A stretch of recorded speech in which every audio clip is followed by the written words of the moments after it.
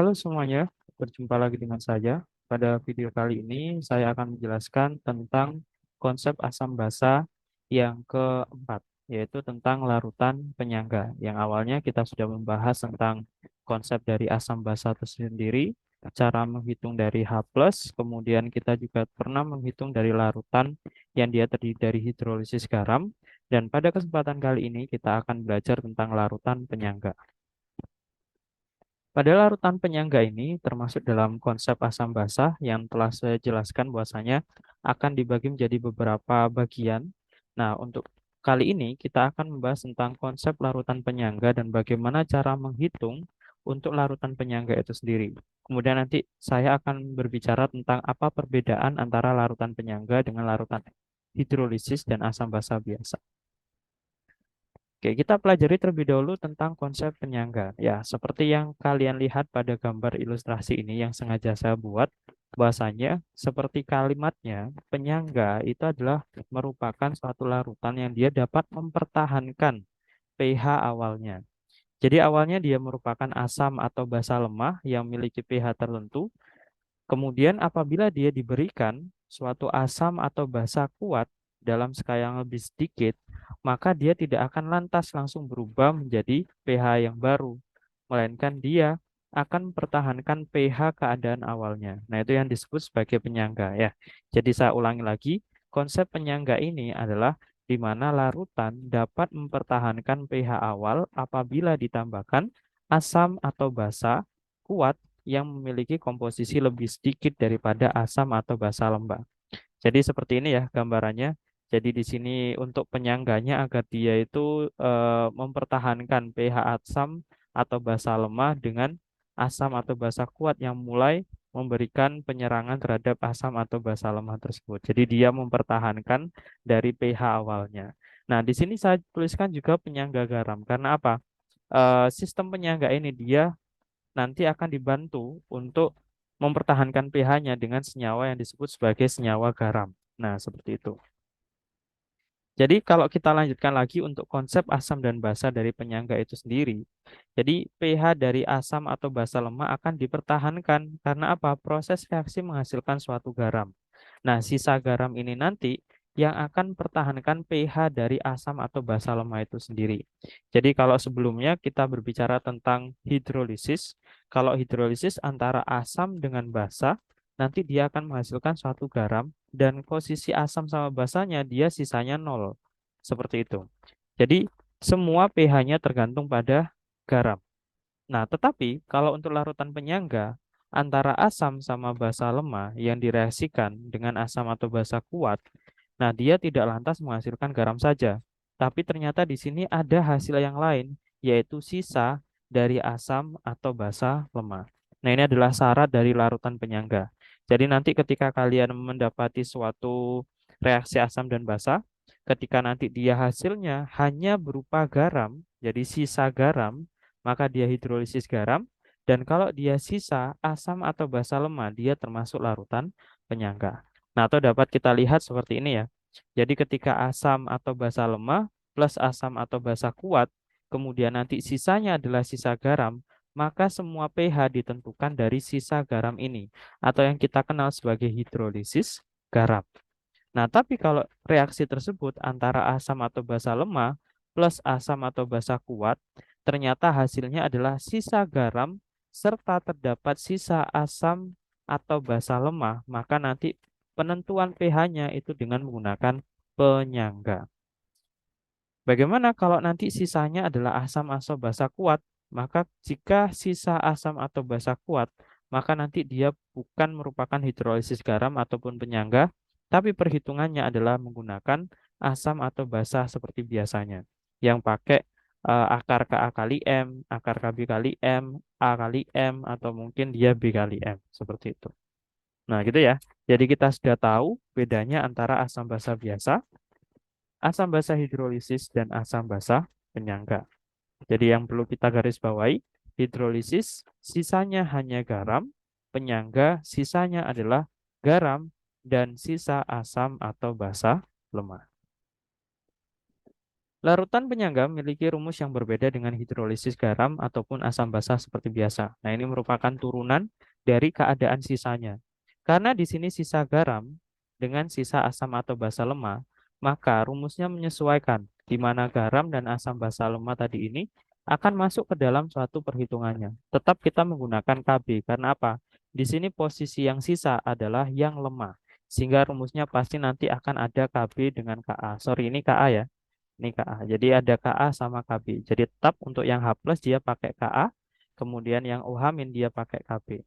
Nah, untuk M asam dan M garam ini didapat dari konsentrasi garam dan didapat dari konsentrasi sisa dari asam atau basa lemahnya.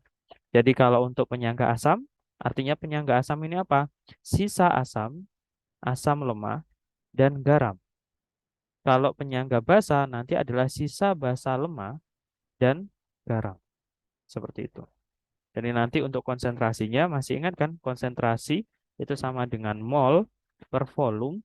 Volumenya dalam keadaan liter atau mungkin dapat kita ubah menjadi 1000 per mili kali gram per mr jika keadaan mili.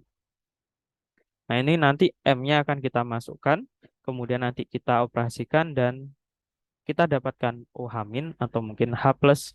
Jika ditanya pH, maka kita akan menghitung seperti pH biasa menggunakan logaritma. Langsung kita implementasikan saja untuk bagaimana cara mengidentifikasi pH atau menentukan pH dari larutan garam dan sisa dari asam atau basa lemah. Hitung pH larutan yang terdiri dari 100 mili CH3COOH, CH3CONA 0,1 M dengan 100 mili CH3COOH 0,05 M. Nah, perlu kita tahu di sini, ini merupakan senyawa garam karena terdiri dari CH3COO- sama Na+, di mana Na+ ini berasal dari NaOH. Ya, masih ingat ya, bagaimana cara untuk menentukan awal mula dari penyusun garamnya tersebut. Nah, ini merupakan apa? CH3COH merupakan asam lemah. Nah, karena di sini terdiri dari asam lemah dan garamnya, maka nanti di sini dia memenuhi rumus untuk menentukan pH dengan menggunakan H+ atau penyangga asam. Karena di sini sudah diketahui CH3COOH yang merupakan asam lemah dan kemudian CH3COONA yang merupakan garam. Jadi ada asam dan kemudian ada garam yang menjadi satu tempat, nah itu yang disebut sebagai larutan penyangga. Nah, di sini langsung kita masukkan ke dalam rumusnya. Jadi ini tipe soal yang pertama. Jadi H plus sama dengan Ka dikali konsentrasi dari asam dibagi konsentrasi dari garam. Konsentrasi asamnya didapat dari 100 mili, ini ya, 0,05 ini, langsung 0,05 dibagi dengan 0,1. Kemudian untuk nilai Ka-nya sendiri, itu adalah 1,8 kali 10 pangkat minus 5. Sehingga kalau kita operasikan di sini, ini memenuhi 1/2-nya ya. 1/2-nya berarti ini adalah 1/2 kali 1,8 kali 10 pangkat minus 5. Nah, setengah dari 1,8 itu adalah 0,9 kali 10 pangkat minus 5. Atau kalau kita ubah, boleh kita tuliskan 9 kali 10 pangkat minus 6.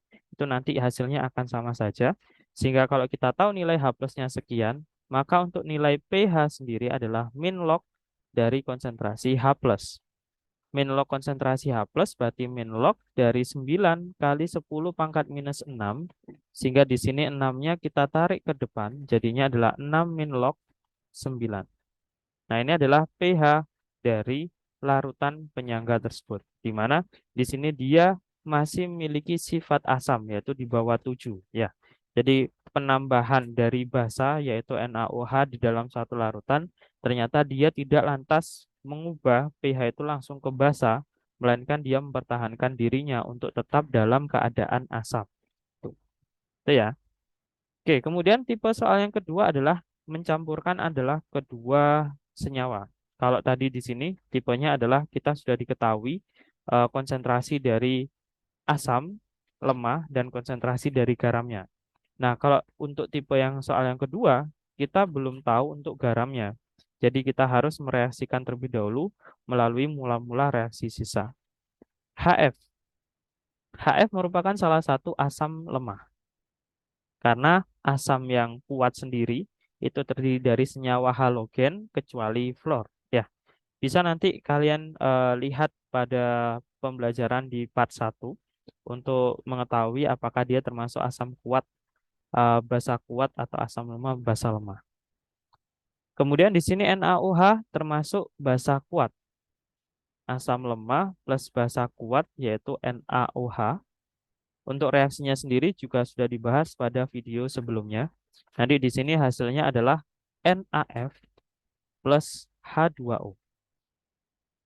Di sini, kalau kita ingin menggunakan mula-mula reaksi sisa untuk mengetahui berapa konsentrasi dari garamnya, berarti kita masukkan di sini dalam keadaan milimol.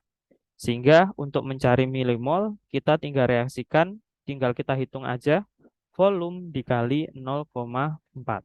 Coret-coret, jadinya adalah 4 kali 20, 80 milimol. Ya, nanti di sini satuannya milimol semua ya. Karena di sini kan kita interaksikan antara mili dengan konsentrasi. Jadi konsentrasi itu sama dengan mol per volume, sehingga nanti kalau kita cari mol itu sama dengan konsentrasi kali volume. Seperti itu. Kemudian di sini untuk NaOH sendiri 200 dikali 0,05 M. Sehingga nanti di sini kita coret-coret, coret-coret, ketemunya adalah 5 kali 2 berarti 10 milimol. Nah, dari sini kita gunakan teori untuk menentukan reaksi pembatas. Artinya yang dia nanti bereaksi di sini itu berapa. Nah, untuk yang mengetahui berapa yang bereaksi, kita tinggal tentukan saja siapa yang terkecil karena di sini koefisiennya sama.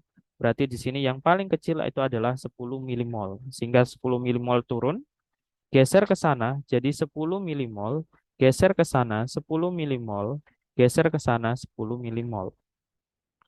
Kemudian nanti di sini untuk sisanya sendiri kita bisa lihat ya, 80 dikurangi 10, 70, 10 dikurangi 10, 0. Kemudian di sini awalnya 0 menjadi 10, jadi sisa 10. Artinya apa? Di sini adalah sisa asam lemah plus sisa garamnya. Nah, ini yang disebut sebagai larutan penyangga. Karena syaratnya tadi, dia sisa asam atau basa lemah plus garamnya. Kalau hanya sisa garam saja, maka dia memenuhi hidrolisis garam. Oke, kita lanjutkan. Karena di sini kita sudah tahu untuk nilai molnya yaitu 70 sama 10 gitu ya. Maka nanti di sini untuk perhitungannya adalah karena ini merupakan penyangga asam ya, karena terdiri dari asam lemah sama garamnya. Jadi ini penyangga asam.